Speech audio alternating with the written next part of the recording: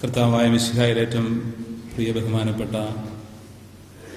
Thomas Paul brother, ബഹുമാനപ്പെട്ട അച്ഛൻ, സഹോദരിമാർ, സിസ്റ്റേഴ്സ്, മാതാപിതാക്കൾ, സഹോദരങ്ങൾ, നമ്മൾ ഒരു കൺവെൻഷനിലേക്ക് പ്രവേശിച്ചു കഴിഞ്ഞു. ദൈവത്തിൻ്റെ വചനത്തിൻ്റെ മുമ്പിൽ തപസ്സിരുന്ന് അവിടുത്തെ കൃപയുടെ അഗ്നി നമ്മളിൽ ജ്വലിക്കുവാൻ, അവിടുത്തെ വചനത്തിൻ്റെ ആഴവും അർത്ഥവും തിരിച്ചറിഞ്ഞുകൊണ്ട് സഭയുടെ വലിയ ദൈവാനുഭവത്തിൽ നിറഞ്ഞ് വിശുദ്ധ കുർബാനയെ ജീവിതത്തിൻ്റെ കേന്ദ്രമായി കണ്ടുകൊണ്ട് ഒരു പുതിയ ജീവിതം തുടങ്ങാനുള്ള ദൈവവിളിയാണ് നമുക്ക് ലഭിച്ചിരിക്കുന്നത്. അതിനു വേണ്ടിയിട്ട് ഒരുങ്ങി പ്രാർത്ഥിച്ച് നമ്മളിവിടെ എത്തിയിരിക്കുകയാണ്. ഇന്നത്തെ സുവിശേഷം ആ ഒരു ആശയത്തിലേക്ക് നമ്മെ കൊണ്ടുവരുന്നുണ്ട്. ചില നിയമിച്ചരും ഫരിസേയരും ഈശോയോട് പറഞ്ഞു, ഗുരു, ഞങ്ങൾ നിന്നിൽ നിന്നൊരു അടയാളം പ്രതീക്ഷിക്കുന്നു. ഈശോ അതിനോട് നൽകിയ പ്രതികരണം ഇത്തിരി കുറ്റപ്പെടുത്തുന്ന രീതിയിലായിരുന്നു. കാരണം അവർ അടയാളം അന്വേഷിക്കുന്നത് ആത്മാർത്ഥതയോടെയല്ല. അവർ വിശ്വസിക്കുവാൻ ആഗ്രഹിച്ചുകൊണ്ട് യഥാർത്ഥത്തിൽ ദൈവത്തെ അന്വേഷിക്കുന്നവരായിരുന്നില്ല. എങ്ങനെ കുറ്റപ്പെടുത്തണം എന്ന് വിചാരിച്ചുകൊണ്ട് അവരൊരു അടയാളം അന്വേഷിച്ചുകൊണ്ട് മിശിഹായെ വെല്ലുവിളിക്കുന്ന വിധമാണ് അവിടെ എത്തിയിരിക്കുന്നത്. അതുകൊണ്ട് ഈശോ പറഞ്ഞു, യോനാ പ്രവാചകന്റെ അടയാളമല്ലാതെ മറ്റൊരടയാളവും നിങ്ങൾക്ക് നൽകപ്പെടുകയില്ല. യോന 3 രാവും 3 പകലും മത്സ്യത്തിന്റെ ഉള്ളിലായിരുന്നു. അതുപോലെ തന്നെ മനുഷ്യപുത്രനും ഭൂമിക്കുള്ളിലായിരിക്കും. ഇത് ഈശോ പറയുന്നത് അവന്റെ പീഡാസഹനത്തെക്കുറിച്ചും മരണത്തെക്കുറിച്ചും അതിനുശേഷമുള്ള ഉത്ഥാനത്തെക്കുറിച്ചുമാണ്. അപ്പൊ ഈശോയുടെ പീഡാസഹനവും മരണവും ഉത്ഥാനവുമാകുന്ന രക്ഷാകര രഹസ്യങ്ങൾ അല്ലാതെ മറ്റൊരടയാളവും നിങ്ങൾക്ക് വിശ്വസിക്കാൻ വേണ്ടിയിട്ട് നൽകപ്പെടുകയില്ല. ഇന്നും ഇത് അതുപോലെ തന്നെ പ്രധാനപ്പെട്ടതാണ്. ഈശോയുടെ പീഡാസഹനവും മരണവും ഉത്ഥാനവും എന്ന് പറയുന്നത് അവിടുത്തെ ഈ ഭൂമിയിലെ ജീവിതത്തിന്റെ ഏറ്റവും പ്രധാനപ്പെട്ട രക്ഷാകര രഹസ്യങ്ങളാണ്. അവിടുന്ന് ഈ ഭൂമിയിൽ രക്ഷകൻ കടന്നു വന്ന് പീഡകൾ സഹിച്ച് മരിച്ച് ഉത്ഥാനം ചെയ്തു എന്നുള്ള വലിയ സത്യമാണ് നമ്മുടെ വിശ്വാസത്തിന്റെ ആധാരമായിട്ടുള്ളത്. ഈ അടിസ്ഥാനപരമായ വിശ്വാസത്തിന്റെ ബോധ്യങ്ങൾ ലഭിക്കുക എന്നുള്ളതാണ് സഭയിലൂടെ കർത്താവ് നൽകുന്ന സന്ദേശം. അതിനപ്പുറത്ത് മറ്റൊരു അടയാളവും ചിന്തിക്കുകയും പ്രതീക്ഷിക്കുകയും ചെയ്യേണ്ട ആവശ്യമില്ല. ബാക്കിയുള്ള അടയാളങ്ങൾക്ക് വേണ്ടിയിട്ടല്ല നമ്മൾ അന്വേഷിക്കേണ്ടത്. ലോകരക്ഷകനായ മിശിഹായെ മനുഷ്യകുലത്തിന് വേണ്ടിയിട്ട് ജീവൻ അർപ്പിച്ച് 3-ാം ദിവസം ഉത്ഥാനം ചെയ്ത മിശിഹ ഇന്നും ജീവിക്കുന്നവനായ മിശിഹായുടെ സാന്നിധ്യത്തെക്കുറിച്ച് തിരിച്ചറിയാനുള്ള ഒരു അന്വേഷണമാണ് നമുക്ക് വേണ്ടത്. അതിൽ കുറഞ്ഞ അടയാളങ്ങൾക്ക് വേണ്ടി ഇറങ്ങിത്തിരിക്കുന്നത് ദൈവത്തിന്റെ ഹിതമല്ല എന്ന് തന്നെയാണ് ഈശോ പറഞ്ഞു വെക്കുന്നത്. അതുകൊണ്ട് കർത്താവിന്റെ ജീവിക്കുന്ന സാന്നിധ്യം ഇന്ന് സഭയിലുണ്ട് എന്നുള്ള തിരിച്ചറിവിലേക്ക് നമ്മൾ എത്തിച്ചേരണം. അവിടുന്ന് ഇന്നും ജീവിക്കുന്നവനാണ്. മത്തായി സുവിശേഷത്തിലെ ഒരു വചനഭാഗമാണ് നമ്മൾ ശ്രവിച്ചത്. മത്തായി സുവിശേഷത്തിന്റെ തുടക്കത്തിൽ അവിടുന്ന് ഇമ്മാനുവേൽ എന്ന് വിളിക്കപ്പെടും എന്ന് പറഞ്ഞുകൊണ്ടാണ് 1-ാം അധ്യായത്തിൽ ഈശോയെ കുറിച്ച് തന്നെ സുവിശേഷകൻ രേഖപ്പെടുത്തിയിരിക്കുന്നത്. ഗാഡ് ഈസ് വിത്ത് us, നമ്മോടൊപ്പമുള്ളവൻ, ഇമ്മാനുവേൽ. അത് കഴിഞ്ഞിട്ട് മത്തായി സുവിശേഷം അവസാനിപ്പിക്കുന്നത് ഈശോ തന്റെ സ്വർഗാരോഹണ വേളയിൽ ലോകാവസാനത്തോളം ഞാൻ നിങ്ങളോടൊപ്പം ഉണ്ടായിരിക്കും എന്ന് ഉറപ്പ് നൽകിക്കൊണ്ടാണ്. അപ്പൊ കൂടെ ആയിരിക്കുന്നവൻ എന്ന പേരുള്ള കർത്താവ് ലോകാവസാനത്തോളം നമ്മുടെ കൂടെ ആയിരിക്കുമെന്നുള്ള ഉറപ്പ് നൽകിക്കൊണ്ടാണ് അനുഗ്രഹിച്ച് ആശീർവദിച്ച് അപ്പസ്തോല ഗണത്തെ സഭയുടെ അടിസ്ഥാനമാക്കി മാറ്റുന്നത്. അപ്പൊ ഈ ഒരു അപ്പസ്തോലിക സഭയുടെ ഭാഗമാണ് പ്രിയപ്പെട്ടവരെ നമ്മളെന്നുള്ള വലിയ വിശ്വാസത്തിന്റെ ബോധ്യമാണ് നമുക്ക് ശക്തി പകരേണ്ടത്. ഈ സഭയിലൂടെ നമുക്ക് നൽകപ്പെട്ടിരിക്കുന്ന വിശ്വാസം ജീവിക്കുന്നവനായ മിശിഹായിലുള്ള വിശ്വാസമാണ്. ഈ കർത്താവ് ഇന്നും നമ്മോടൊപ്പം ഉണ്ട് എന്നുള്ള വലിയ തിരിച്ചറിവിലേക്ക് നമ്മെ നയിക്കുന്ന വിജ്ഞാനമാണ്. ഈ ഒരു ജ്ഞാനത്തിലേക്കാണ് നമ്മൾ വരേണ്ടത്. അവർ യഥാർത്ഥത്തിൽ ജ്ഞാനത്തിൽ വളർന്നവരും അന്വേഷിക്കുന്നവരും ആയിരുന്നില്ല ഈ നിയമജ്ഞന്മാരും ഫരിസേയരും. യഥാർത്ഥ അന്വേഷകർക്ക് കർത്താവ് സ്വയം വെളിപ്പെടുത്തുന്നു. അവിടുന്ന് വിജ്ഞാനികളിൽ നിന്നും ബുദ്ധിമാന്മാരിൽ നിന്നും ഈ ദൈവിക രഹസ്യങ്ങൾ മറച്ചു വെച്ചുകൊണ്ട് വിനയമുള്ളവർക്ക്, എളിമയുള്ളവർക്ക് സ്വയം വെളിപ്പെടുത്തുന്നവനാണ്. അതുകൊണ്ട് യഥാർത്ഥത്തിൽ വിനയത്തോടുകൂടി എളിമയോടുകൂടി തമ്പുരാന്റെ സാന്നിധ്യത്തിന് വേണ്ടി ആഗ്രഹിച്ച് അന്വേഷിക്കുവാനാണ് ഈ കൺവെൻഷനിൽ കർത്താവ് നമ്മോട് 1-ാം ദിവസം ആവശ്യപ്പെടുന്നത്. കർത്താവിനെ വിനയത്തോടുകൂടി അന്വേഷിക്കുക. അപ്പോൾ അവിടുന്ന് നമുക്ക് വെളിപ്പെടുത്തി തരും തന്നെ. അത് സഭയിലൂടെയാണ് വെളിപ്പെടുത്തി തരുന്നത്, മറ്റൊരിടത്തുനിന്നും. അങ്ങനെ കർത്താവിനെ നമുക്ക് അടുത്ത് അനുഭവിച്ച് അറിയുവാനുള്ള ആഗ്രഹത്തോടു കൂടി ഒരു അന്വേഷണം നമുക്ക് വേണ്ടത്. മറ്റെന്തെങ്കിലും അടയാളം കാണാൻ വേണ്ടി, അത്ഭുതങ്ങൾ കാണാൻ വേണ്ടിയിട്ടല്ല നമ്മൾ കാത്തിരിക്കേണ്ടത്. അവിടുന്ന് ജീവിക്കുന്നവനാണെന്നുള്ളതാണ് ഏറ്റവും വലിയ അത്ഭുതം. ഈ ഭൂമിയിൽ കടന്നു വന്ന ലോകരക്ഷകനായിട്ട് അവിടുന്ന് ഭൂമിയിൽ നമുക്ക് വേണ്ടിയിട്ട് രക്തം ചിന്തി മരിച്ച് 3-ാം ദിവസം ഉയർത്ത് ജീവിക്കുന്നു എന്നുള്ളതാണ് ഏറ്റവും വലിയ അടയാളം. ഈ അടയാളത്തിൽ കുറഞ്ഞ മറ്റൊരു അടയാളത്തിന് വേണ്ടിയിട്ട് അന്വേഷിക്കേണ്ടതില്ല എന്നാണ് കർത്താവ് പറഞ്ഞു വെക്കുന്നത്. അങ്ങനെ അപ്പസ്തോലന്മാരിൽ അധിഷ്ഠിതമായിട്ട് കർത്താവ് സ്ഥാപിച്ച സഭയുടെ തുടർച്ചയായ 21-ാം നൂറ്റാണ്ടിലെ കത്തോലിക്ക സഭയുടെ മകനും മകളുമായിട്ട് നമ്മൾ ഇവിടെ ആയിരിക്കുന്നതിൽ അഭിമാനിക്കാനായിട്ട് നമുക്ക് സാധിക്കണം.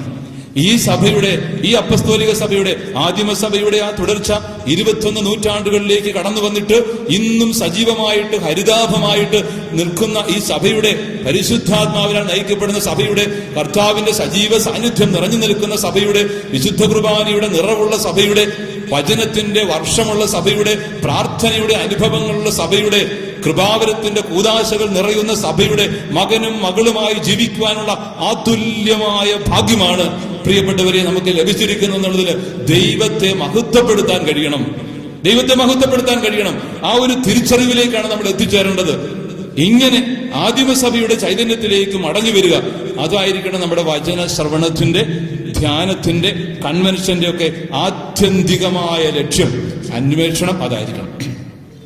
രോഗശാന്തികളും മറ്റനുഗ്രഹങ്ങളും ഒക്കെ നമുക്ക് ലഭിച്ചോട്ടെ, നല്ല കാര്യം. അതിനൊക്കെ അപ്പുറത്തുള്ള ഒരു അന്വേഷണത്തിലേക്കാണ് നമ്മൾ എത്തേണ്ടത്. എനിക്ക് തോന്നുക തോമസ് പോൾ ബ്രദർ പറഞ്ഞു തുടങ്ങിയത് ഒരു ജ്ഞാനത്തിന്റെ വഴിയിൽ നമ്മൾ വളരണം. ജ്ഞാനത്തിൽ നിറഞ്ഞ ഒരു അന്വേഷണത്തിലേക്ക് നമ്മൾ എത്തണം. അത്തരത്തിലുള്ള ദൈവിക ജ്ഞാനത്താൽ നിറയുന്ന ഒരു അന്വേഷണത്തിലേക്കാണ് നമ്മൾ ഈ കൺവെൻഷന്റെ ആദ്യ ദിനത്തിൽ തന്നെ പ്രവേശിക്കേണ്ടത്. ആദിമസഭ എങ്ങനെയാ ജീവിച്ചതെന്ന് അപ്പസ്തോല പ്രവർത്തനം 2-4 അധ്യായങ്ങളിൽ മനോഹരമായിട്ട് വിവരിക്കുന്നുണ്ട്. അവര് മാനസാന്തരപ്പെട്ട്, വചനം ശ്രവിച്ച് മാനസാന്തരപ്പെട്ട്, തങ്ങൾക്കുള്ളതെല്ലാം സ്വന്തമല്ലെന്നും ദൈവത്തിൻ്റെതാണെന്നും തിരിച്ചറിഞ്ഞിട്ട്, തങ്ങൾ ദൈവത്തിന്റെ സ്വന്തമാണെന്ന് തിരിച്ചറിഞ്ഞിട്ട് ഉള്ളത് പങ്കുവെക്കാനായിട്ട് തയ്യാറായ ക്രൈസ്തവ സമൂഹം, സ്നേഹത്തിന്റെ കൂട്ടായ്മയായിട്ട് രൂപപ്പെട്ട സമൂഹമായി മാറി. അതൊരു തിരിച്ചറിവ്. കർത്താവിനെ കണ്ടുമുട്ടിവര് പങ്കുവെക്കും. സഖ്യഹൂസിന്റെ ജീവിതം നോക്കിക്കേ. തട്ടിച്ചും വെട്ടിച്ചും മോട്ടിച്ചും ഒത്തിരി ഉണ്ടാക്കാൻ ശ്രമിച്ചു. കെട്ടിപ്പൊക്കി സൗധങ്ങളൊക്കെ, ഭൗതികമായി പലതും നേടിയെങ്കിൽ പോലും അയാൾക്ക് സ്വസ്ഥതയോ സമാധാനമോ സംതൃപ്തിയോ കിട്ടിയില്ല. പക്ഷെ കർത്താവിനെ അയാൾ അന്വേഷിച്ചു, കണ്ടുമുട്ടി ആ വലിയ തിരിച്ചറിവിലേക്ക് അദ്ദേഹം എത്തിച്ചേർന്നപ്പോൾ ഉള്ളതൊക്കെ പങ്കുവെക്കാനായിട്ട് തയ്യാറായി. ആരുടെയെങ്കിലും വക വഞ്ചിച്ചെടുത്തിട്ടുണ്ടെങ്കിൽ 1-ന് 4 ഇരട്ടിയായിട്ട് തിരിച്ചു കൊടുക്കുന്നു. എന്റെ സ്വത്തിന്റെ പകുതി ഞാൻ ദരിദ്രർക്ക് പങ്കുവെക്കുന്നു. വലിയ തിരിച്ചറിവിലൂടെയാണ് ഇത് സംഭവിക്കുന്നത്. ഏറ്റവും വലിയ സമ്പത്ത് എന്താണെന്ന് കണ്ടുമുട്ടിയ മനുഷ്യൻ, ഏറ്റവും വലിയ ജ്ഞാനത്തിന്റെ ഉറവിടത്തെ കണ്ടുമുട്ടിയ മനുഷ്യൻ, യഥാർത്ഥമായ അറിവിൽ നിന്നുകൊണ്ട് അയാൾ സ്വയം അവബോധത്തിലേക്ക് കടന്നു വന്നിട്ട് ദൈവമാണ് എല്ലാത്തിന്റെ ഉടമ എന്ന് മനസ്സിലാക്കിക്കൊണ്ട് തന്നെ തന്നെ വിട്ടുകൊടുക്കുന്നു, പങ്കുവെക്കുന്നു. ഈ ഒരു തിരിച്ചറിവിലേക്കും സ്നേഹത്തിലേക്കുമാണ് ആദിമസഭ എത്തിയത്. ആദിമസഭയുടെ ഈ അനുഭവങ്ങളാണ് മറ്റുള്ളവരെയും കൂട്ടായ്മയിലേക്ക് ആകർഷിച്ചത്. ഈ ക്രിസ്ത്യാനികളുടെ സ്നേഹം കൊണ്ടോ നമുക്കും ഇതുപോലെ സ്നേഹവും സന്തോഷവും അനുഭവിച്ച് ജീവിക്കണം. അങ്ങനെ പറഞ്ഞുകൊണ്ട് ആദിമസഭയിലേക്ക് ആളുകൾ വന്നത്. നമ്മളെയൊക്കെ കണ്ടിട്ട് അങ്ങനെ പറയുമാരെങ്കിലും വിട്ടുപോകുമായിരിക്കും ചിലപ്പോൾ കാണുമ്പം. നമ്മളെ കണ്ടിട്ട് ഈ ഒരു കൂട്ടായ്മയിലേക്ക് പ്രവേശിക്കണമെന്ന് പലപ്പോഴും ആളുകൾക്ക് തോന്നുന്നില്ല. അവിടെയാണ് എന്റെ വിട, എന്റെ വലിയ വിട എന്ന് ഞാനും നിങ്ങളും ഒക്കെ പറയേണ്ടത്. അവർ അപ്പസ്തോലന്മാരുടെ പ്രബോധനം, അപ്പം മുറിക്കൽ, പ്രാർത്ഥന, കൂട്ടായ്മ എന്നിവയിൽ സദാ താല്പര്യപൂർവ്വം പങ്കെടുത്തിരുന്നു. അപ്പസ്തോല പ്രവർത്തനം 2:42. അപ്പസ്തോലന്മാരുടെ പ്രബോധനം എന്ന് പറഞ്ഞാൽ എഴുതപ്പെട്ട വചനവും എഴുതപ്പെടാത്ത അലിഖിതമായ വിശ്വാസ പാരമ്പര്യവും എല്ലാം കൂടി ചേരുന്നതാണ്. ഇന്നും ഈ അപ്പസ്തോലിക പ്രബോധനം എഴുതപ്പെട്ട വചനമായിട്ട് നമ്മുടെ കൂടെ ഉണ്ട്. പിതാക്കന്മാരിലൂടെ നൽകപ്പെടുന്ന ചാക്രിക ലേഖനങ്ങളായിട്ടും അപ്പസ്തോലിക പ്രബോധനങ്ങളായിട്ടും കാലാകാലങ്ങളിൽ സഭയിലൂടെ നൽകപ്പെടുന്നുണ്ട്. അപ്പസ്തോലിക സഭയുടെ ഈ കൂട്ടായ്മയിൽ പങ്കുചേർന്ന് നമുക്ക് അപ്പസ്തോലിക പ്രബോധനം അനുഭവിച്ച് ജീവിക്കുവാനുള്ള അതുല്യമായ ഭാഗ്യമൊന്നും കിട്ടിയിട്ടുണ്ട്. പക്ഷേ ആദിമസഭ ജീവിച്ചതുപോലെ താല്പര്യപൂർവ്വം അതിൽ പങ്കുചേരണം. ആഗ്രഹത്തോടുകൂടി വചനം ശ്രവിക്കണം. തീഷ്ണതയോടുകൂടി വചനത്തിന് നമ്മളെ വിട്ടുകൊടുക്കണം. കർത്താവിന്റെ സഭയിൽ ആഗ്രഹത്തോടുകൂടി സ്നേഹത്തോടുകൂടി ജീവിക്കണം. ഇതാണ് കർത്താവ് നമ്മോട് ആവശ്യപ്പെടുന്ന കാര്യം. അപ്പം മുറിക്കൽ എന്ന് പറഞ്ഞാൽ എന്താ? വിശുദ്ധ കുർബാനയാണ്. വിശുദ്ധ കുർബാന എന്ന് പറയുന്നത് നമ്മുടെ ആരാധനയുടെ ദൈവാനുഭവത്തിന്റെ എല്ലാം കേന്ദ്രമാണ്. എമ്മാവൂസിലേക്ക് പോയ ശിഷ്യന്മാര് കർത്താവിനെ തിരിച്ചറിയുന്ന ഒരു വേളയുണ്ട്. അന്നാണ് ആദ്യം ഈശോ ഉദ്ധിതനായ മിശിഹ കുർബാന അർപ്പിക്കുന്നത്. അവൻ അവരുടെ മധ്യയെ അതിഥിയായി കടന്നു വന്നവൻ ആതിഥേയനായി മാറിക്കൊണ്ട് അപ്പമെടുത്ത് ആശീർവദിച്ച് മുറിച്ചു കൊടുത്തപ്പോൾ അവരുടെ കണ്ണുകൾ തുറക്കപ്പെട്ടു. അവർ അവനെ തിരിച്ചറിഞ്ഞു. ഈ ഒരു തിരിച്ചറിവിലേക്ക് നമ്മൾ എത്തിച്ചേരേണ്ടതാണ് കുർബാനയിലൂടെ. ഒരുക്കത്തോടുകൂടി വിശുദ്ധ കുർബാന അർപ്പിക്കുമ്പോൾ, ആഗ്രഹത്തോടുകൂടി കുർബാനയിൽ സജീവമായി പങ്കുചേരുമ്പോൾ, നമ്മുടെ ജീവിതം തമ്പുരാന്റെ സന്നിധിയിൽ വിട്ടുകൊടുത്തുകൊണ്ട് സമർപ്പിച്ചുകൊണ്ട് തീക്ഷ്ണതയോടെ കർത്താവിന്റെ സന്നിധിയിൽ ഒരുങ്ങി പരിശുദ്ധമായ ഹൃദയത്തോടുകൂടി സ്നേഹിക്കുന്ന മനസ്സോടുകൂടി കുർബാന അർപ്പിക്കുമ്പോൾ വിശുദ്ധ കുർബാന എന്റെ ജീവിതത്തിലെ തീവ്രമായ ഒരു അനുഭവമായിട്ട് മാറുന്നു. കുർബാനയുടെ ജീവിതം ഞാൻ നയിക്കുന്നു, പങ്കുവയ്ക്കലിന്റെ ജീവിതം. പിന്നെ പറയുന്ന രണ്ടു കാര്യങ്ങള്: പ്രാർത്ഥനാ കൂട്ടായ്മ, അപ്പസ്തോലന്മാരുടെ പ്രബോധനം, അപ്പം മുറിക്കൽ, പ്രാർത്ഥനാ കൂട്ടായ്മ എന്നിവയിൽ സദാ താല്പര്യപൂർവ്വം പങ്കെടുത്തിരുന്നു ആദിമസഭ. അതുകൊണ്ട് പ്രാർത്ഥനയിൽ കർത്താവിനോടൊപ്പമായിരിക്കുന്ന അനുഭവം, കുടുംബ പ്രാർത്ഥന ജീവിതത്തിന്റെ ഒരു ശക്തിയായി മാറുന്ന അനുഭവം, മാതാപിതാക്കളും മക്കളും ഒരുമിച്ചിരുന്ന് പ്രാർത്ഥിക്കുന്ന കുടുംബ പ്രാർത്ഥനയുടെ അനുഭവം കൈവിട്ടു പോയിട്ടുണ്ടെങ്കിൽ തിരിച്ചു പിടിക്കണം ഈ ധ്യാനത്തിലൂടെ. നഷ്ടപ്പെട്ടു പോകുന്നത് തിരിച്ചെടുക്കണം ഈ ധ്യാനത്തിലൂടെ. ശാന്തമായി തമ്പുരാന്റെ തമ്മിലിരുന്ന് പ്രാർത്ഥിക്കുന്ന സമയം നമുക്കുണ്ടാവണം. ജീവിതത്തിന്റെ സങ്കീർണമായ അനുഭവങ്ങളിലൂടെ കടന്നു പോകുമ്പം, കഷ്ടപ്പാടുകളും ദുഃഖങ്ങളും ദുരിതങ്ങളും നമ്മളെ വേട്ടയാടുമ്പോൾ, ബുദ്ധിമുട്ടുകളൊക്കെ നമ്മളെ വല്ലാതെ ഉലച്ചു കളയുമ്പോൾ കർത്താവിന്റെ സന്നിധിയിലേക്ക് തിരിച്ചു നടക്കാൻ പറ്റണം. പത്രോസ്ലീഹ പറയുന്നുണ്ട്, നിങ്ങളുടെ ഉത്കണ്ഠകളും ഭാരങ്ങളും കർത്താവിനെ ഏൽപ്പിക്കുക, അവിടുന്ന് നിങ്ങളുടെ കാര്യത്തിൽ ശ്രദ്ധാലുവാണ്. നിങ്ങളുടെ ഉത്കണ്ഠകളും ഭാരങ്ങളും കർത്താവിനെ ഏൽപ്പിക്കുക, അവിടുന്ന് നിങ്ങളുടെ കാര്യത്തിൽ ശ്രദ്ധാലുവാണ്. ഈ വിശുദ്ധ കുർബാന അർപ്പിക്കുമ്പോൾ, പ്രാർത്ഥിക്കുമ്പോഴൊക്കെ നമ്മളെ തന്നെ കർത്താവിന്റെ കരങ്ങളിലേക്ക് വിട്ടുകൊടുക്കാൻ അപ്പസ്തോലൻ പറഞ്ഞു വെക്കുന്നത്. അങ്ങനെ നമ്മൾ സമർപ്പിക്കുമ്പം അവിടുന്ന് നമ്മുടെ കാര്യം ഏറ്റെടുക്കും. ദൈവത്തിന്റെ രാജ്യം അവിടുത്തെ നീതിയും ആദ്യം അന്വേഷിക്കുക, അതോടുകൂടി ചേർത്ത് ബാക്കിയെല്ലാം നൽകപ്പെടും. ബാക്കിയെല്ലാം നമ്മൾ അന്വേഷിച്ചു പോകും. ദൈവത്തിന്റെ രാജ്യം അവിടുത്തെ നീതിയും അവസാനം അന്വേഷിക്കും, ഒന്നും കിട്ടുകയില്ല. അങ്ങനെയാ പലപ്പോഴും സംഭവിക്കുന്നു. ഇന്നൊക്കെ ഒരു അഡ്മിഷന്റെ കാര്യത്തിന് പോലും എന്തോ ഒരു പരക്കം പാച്ചില്ല. എവിടെയെല്ലാം പോയി ആരോടെല്ലാം കാല് പിടിച്ച് മുട്ടാം. തമ്പുരാനോടൊന്ന് പറഞ്ഞാൽ ആദ്യം ഒന്ന് ചെയ്തു കൂടിയത്, എന്നാ പിന്നെ ബാക്കി ഓട്ടം വേണ്ടായിരിക്കും. പലപ്പോഴും എല്ലാം നമ്മൾ ആദ്യം നമ്മളെ കൊണ്ട് ചെയ്യാവുന്നതിന്റെ പരമാവധി വഴിയിലൂടെയും വഴിവിട്ട രീതിയിലും ഒക്കെ ചെയ്തു വെച്ചിട്ട് പിന്നെ രക്ഷയില്ലാതെ വരുമ്പോൾ കർത്താവിലേക്ക് തിരികുന്ന ഒരു തെറ്റായ ശൈലി അറിഞ്ഞുമറിയാതെ നമ്മൾ ക്രിസ്ത്യാനികളുടെ പോലും ഉണ്ട്. ആദ്യം കർത്താവിൽ ആശ്രയിക്കുക, ദൈവത്തിന്റെ രാജ്യം അവിടുത്തെ നീതിയും ആദ്യം അന്വേഷിക്കുക, ഒന്നാം സ്ഥാനം കർത്താവിന് കൊടുക്കുക. Priority number 1 goes to the lord. കർത്താവിന് കൊടുക്കുക, പിന്നെ അതിന്റെ താഴെയുള്ളതൊക്കെ കർത്താവ് നമുക്ക് കൂട്ടിച്ചേർത്ത് നൽകിക്കൊള്ളൂ എന്നുള്ള തിരുവചനം പറഞ്ഞു വെക്കുന്നത്. ആ ഒരു ശൈലി ജീവിതത്തിന്റെ ശൈലിയാക്കി മാറ്റണം. നമ്മുടെ കൂട്ടായ്മകള്, കുടുംബ പ്രാർത്ഥന, കുടുംബ കൂട്ടായ്മകള്, ഇടവകയാകുന്ന വലിയ കുടുംബം, ആ ഇടവക കൂട്ടായ്മയിലേക്കാണ് നമ്മൾ ഒട്ടിച്ചേരേണ്ടത്. ഓരോ ധ്യാനവും പ്രാർത്ഥനയും കൺവെൻഷനും ഒക്കെ ഇടവകയാകുന്ന സഭയുടെ അടിസ്ഥാനപരമായ കൂട്ടായ്മയിലേക്ക് നമ്മളെ തിരിച്ചു കൊണ്ടുവന്ന് ആ ഒരു കുർബാനയർപ്പണത്തിൽ നിന്നും ശക്തി സ്വീകരിക്കുന്ന ആരാധനാ സമൂഹമാക്കി മാറ്റുകയാണ് വേണ്ടത്. അതിനാണ് നമ്മൾ ഈ കൺവെൻഷനിലൊക്കെ കൂടുന്നത് എന്നുള്ള വലിയ സത്യം നമ്മൾ മനസ്സിലാക്കിയിരിക്കണം. അതിലേക്കാണ് ഈശോ നമ്മളെ വിളിക്കുന്നത്. അങ്ങനെ ഒരു ജീവിതം നയിക്കാൻ വചനം ശ്രവിച്ച് കടന്നു പോകുന്നവർ മാത്രമാകാതെ വചനം ജീവിക്കുന്നവരായിട്ട് മാറണം. നമ്മുടെ തിരുവചനത്തിൽ വായിക്കുന്നുണ്ട്, മലയിലെ പ്രസംഗത്തിന്റെ 7-ാം അധ്യായത്തിനകത്ത് ഈ മത്തായി സുവിശേഷം തന്നെ ഉണ്ട്, കർത്താവേ കർത്താവേ എന്ന് വിളിക്കുന്നവനല്ല, എന്റെ സ്വർഗസ്ഥനായ പിതാവിന്റെ ഹിതം നിർവഹിക്കുന്നവനാണ് സ്വർഗരാജ്യത്തിൽ പ്രവേശിക്കുന്നത്. നിങ്ങൾ എന്നോട് പറയും, കർത്താവേ നീ ഞങ്ങളുടെ തെരുവുകളിൽ പഠിപ്പിച്ചിട്ടുണ്ട്, നീ അത്ഭുതങ്ങൾ പ്രവർത്തിച്ചിട്ടുണ്ട്, നിങ്ങൾ കണ്ടിട്ടുണ്ട്, എന്നിട്ടൊന്നോ ഞങ്ങളുടെ കാര്യമോ ഞാൻ നിങ്ങളെ അറിയില്ല എന്ന് കർത്താവ് പറയുന്നു. ഇന്നലെ ഞായറാഴ്ചത്തെ സുവിശേഷത്തിലും സമാനമായ ഒരു ഭാഗം നമ്മൾ വായിച്ചല്ലേ, കിഴക്കുവെന്നും പടിഞ്ഞാറെന്നും ആളുകൾ വന്ന് ദൈവരാജ്യത്തിൽ വിരുന്നിരിക്കും, നിങ്ങളോ അവിടെ അവഗണിക്കപ്പെടും, നിങ്ങളെ അറിയില്ല എന്ന് പറയുന്നൊരവസ്ഥ. എന്തൊരവസ്ഥയായിരിക്കും അല്ലേ. ഒരു കൊച്ചു 1-2 കാര്യങ്ങൾ പറഞ്ഞ് ഞാൻ അവസാനിപ്പിച്ചുകൊള്ളാം. ആർച്ച് ബിഷപ്പ് ഫുൾട്ടൻ ജേഷീൻ, ന്യൂയോർക്കിലെ വിഖ്യാതനായ ആർച്ച് ബിഷപ്പ്, ലോകപ്രസിദ്ധനായ റേഡിയോ TV പ്രഭാഷകൻ, വലിയ മഹാനായ പണ്ഡിതനും വിശുദ്ധനുമായ ഫുൾട്ടൻ ഷെയ്നിന്റെ ശ്രദ്ധേയമായ ഒരു നിരീക്ഷണമുണ്ട്. കഥാരൂപത്തിലൊരു കാര്യം അദ്ദേഹം പറഞ്ഞു വെക്കുകയാണ്. മരിച്ച് സ്വർഗത്തിൽ ചെല്ലുമ്പോൾ 3 അത്ഭുതങ്ങൾ നിങ്ങൾ കാണും. കേട്ടിട്ടുണ്ടാവും ചിലപ്പോൾ നിങ്ങളത്. ഫുൾട്ടൻ ഷെയ്ൻ പറയുന്ന വിഖ്യാതനായ വ്യക്തിയുടെ ഒരു ചിന്തയാണിത്. സ്വർഗത്തിൽ ചെല്ലുമ്പോൾ 3 അത്ഭുതങ്ങൾ കാണും. എന്തൊക്കെയാണെന്നറിയാവോ അത്ഭുതങ്ങൾ? ഞാൻ നിങ്ങളൊക്കെ കാണാൻ പോകുന്നൊരു കാര്യമാണ് മിക്കവാറും. എന്താ? ഒന്നാമത്തെ അത്ഭുതം, ഞാൻ പ്രതീക്ഷിച്ച പല ആളുകളെയും ഇവിടെ കാണുന്നില്ല. മുമ്പേ മരിച്ചുപോയവര് ഉറപ്പായിട്ട് അവരൊക്കെ എത്തിയിരിക്കുമെന്ന് എനിക്ക് നല്ല ഉറപ്പുണ്ടായിരുന്നു. കൺവെൻഷനിൽ കൂടിയവര്, അത് ചെയ്തവര്, ഇത് ചെയ്തവര്, ഉച്ച സ്വരത്തിൽ പ്രാർത്ഥിച്ച് എന്തെല്ലാം കാര്യങ്ങൾ ചെയ്ത കാണുന്നില്ല പലതിനെയും.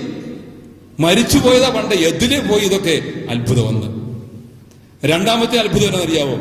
ദൈവമേ, ഈ വയ്യാവേലുകളൊക്കെ ഒരിക്കലും ഈ പ്രദേശത്തെത്തുകയെന്ന് പറഞ്ഞ കക്ഷികളൊക്കെ ഇതേ കയറി സിംഹാസനത്തിൽ ഇരിക്കുന്നു. എങ്ങനെ വന്ന് കയറിയെന്ന് അറിയത്തില്ല. സ്വർഗത്തിലിരിക്കുക, വലിയ സിംഹാസനങ്ങളിൽ കർത്താവ് സജ്ജീകരിച്ച ഭവനത്തില് ആനന്ദത്തിന്റെ ആ നിർവൃതിയില് ആയിരിക്കുകയാണ് ഈ മനുഷ്യരൊക്കെ. ഇവറ്റകളൊക്കെ എങ്ങനെ വന്നതാന്നൊരു പിടുത്തം കിട്ടുന്നില്ല. രണ്ടാമത്തെ അത്ഭുതം. ഇനി മൂന്നാമത്തെ അത്ഭുതം എന്നറിയാമോ? എന്റെ ദൈവമേ, ഞാൻ എങ്ങനെയാ ഇവിടെ എത്തിയത്? നിന്റെ കരുണ മാത്രം. ഇതൊരു കഥ പോലെയാണെങ്കിലും ഇതിലൊത്തിരി കാര്യമുണ്ട്. വചനം കേൾക്കുന്നവരല്ല, കർത്താവേ കർത്താവേ എന്ന് വിളിക്കുന്നവരല്ല, ദൈവത്തിന്റെ ഹിതം നിർവഹിക്കുന്നവരാണ് സ്വർഗരാജ്യത്തിൽ പ്രവേശിക്കുന്നത്. അതുകൊണ്ട് സ്നേഹം ജീവിക്കാൻ, അവരനോടുള്ള കരുതലോടെ ജീവിക്കാൻ, ഈ ചെറിയവരിൽ ഒരുവനെ ചെയ്തപ്പോൾ നിങ്ങൾ എനിക്ക് തന്നെ ചെയ്തു എന്ന് പറയുന്ന കർത്താവിന്റെ വചനത്തിന് ഉത്തരം കൊടുത്തുകൊണ്ട് ജീവിക്കാൻ, പ്രാർത്ഥിക്കുകയും പങ്കുവയ്ക്കുകയും ചെയ്യുന്നവരാകാൻ കഴിയണം. കർത്താവേ കർത്താവേ എന്ന് വിളിക്കരുതെന്നല്ല ഇതിന്റെ അർത്ഥം. കർത്താവേ കർത്താവേ എന്ന് വിളിക്കുന്നത് ജീവിക്കുകയും കൂടെ വേണം എന്നാണ് അതിന്റെ അർത്ഥം. അങ്ങനെ നമുക്ക് ഒരു പുതിയ ജീവിതം നയിക്കാൻ കർത്താവിന്റെ വഴിയിലൂടെ, ആ ക്രൈസ്തവ ജീവിതത്തിന്റെ ശിഷ്യത്വത്തിന്റെ ഇടുങ്ങിയ വഴിയിലൂടെ യാത്ര ചെയ്ത് ദൈവം നമുക്ക് വേണ്ടി ഒരുക്കിയിരിക്കുന്ന സ്വർഗ സൗഭാഗ്യത്തിൽ എത്തിച്ചേരുവാൻ പാകത്തിൽ ഈ ഭൂമിയിൽ തന്നെ സ്വർഗ തുല്യമായ ജീവിതം നയിക്കുവാനാണ് ഈശോ നമ്മെ ഇന്ന് വിളിക്കുന്നത്. ഈ ധ്യാനത്തിലൂടെ, ഈ വചന ശുശ്രൂഷയിലൂടെ, ഈ വിശുദ്ധ കുർബാനയിലൂടെ ഒക്കെ വിളിക്കുന്നത്. ആ ഒരു വലിയ തിരിച്ചറിവിലേക്ക് കടന്നു വരാനുള്ള ജ്ഞാനം നമുക്ക് ഉണ്ടാവണം. ജ്ഞാനത്തിന്റെ പുസ്തകത്തിൽ പറയും, അവൾ നിന്റെ പടിവാതിക്കൽ കാത്തിരിക്കുന്നു. നീ അവളെ അന്വേഷിച്ചു കഴിഞ്ഞാൽ അവൾ നിന്റെ സമീപത്തേക്ക് എത്തിച്ചേരുന്നു. ജ്ഞാനം നമ്മുടെ പടിവാതിക്കലുണ്ട്, അന്വേഷിക്കണം. അപ്പൊ കർത്താവിനെ തിരിച്ചറിയുക എന്നുള്ളതാണ് കർത്താവിനെ ഏറ്റവും വലിയ സമ്പത്തായിട്ട് തിരിച്ചറിയാൻ പറ്റുക, ആ തമ്പുരാന്റെ ഹിതമനുസരിച്ച് ജീവിക്കാൻ കഴിയുക എന്നുള്ളതാണ് യഥാർത്ഥ ജ്ഞാനം. അതിനു വേണ്ടിയിട്ട് നമ്മൾ ആഗ്രഹിക്കണം, പ്രാർത്ഥിക്കണം, അന്വേഷിക്കണം. അവിടെ കർത്താവ് നമുക്ക് സ്വയം വെളിപ്പെടുത്തും. പ്രിയപ്പെട്ടവരെ, എളിയവനും ഭാവിയുമായ എനിക്ക് വേണ്ടിയിട്ട് നിങ്ങൾ പ്രാർത്ഥിക്കുക, ഈ ബ്രദറിന് വേണ്ടി പ്രാർത്ഥിക്കുക, നമുക്കെല്ലാം വേണ്ടി പ്രാർത്ഥിക്കുക. അങ്ങനെ പരസ്പരം പ്രാർത്ഥിച്ച് ശക്തിപ്പെടുത്താൻ, സ്നേഹത്തിൽ നിറഞ്ഞ് പങ്കുവയ്ക്കുന്ന സഭാത്മകമായ ഒരു ജീവിതം നയിക്കാൻ, ഇടവക കൂട്ടായ്മയോട് ചേർന്ന് ജീവിക്കുവാൻ നമുക്ക് ആത്മാർത്ഥമായി പ്രതിജ്ഞയെടുക്കാം. അതിനുള്ള കൃപയ്ക്ക് വേണ്ടി പ്രാർത്ഥിക്കാം. ഈ വിശുദ്ധ കുർബാനയിൽ സജീവമായി പങ്കുചേരാം. അങ്ങനെ നമുക്ക് കർത്താവിൽ നിറഞ്ഞ ഒരു ജീവിതം നയിക്കാൻ ഈ കൺവെൻഷൻ ഇടയാവട്ടെ എന്ന് ഞാൻ ആത്മാർത്ഥമായിട്ട് പ്രാർത്ഥിക്കുന്നു. ദൈവം നമ്മളെ ധാരാളമായി അനുഗ്രഹിക്കട്ടെ.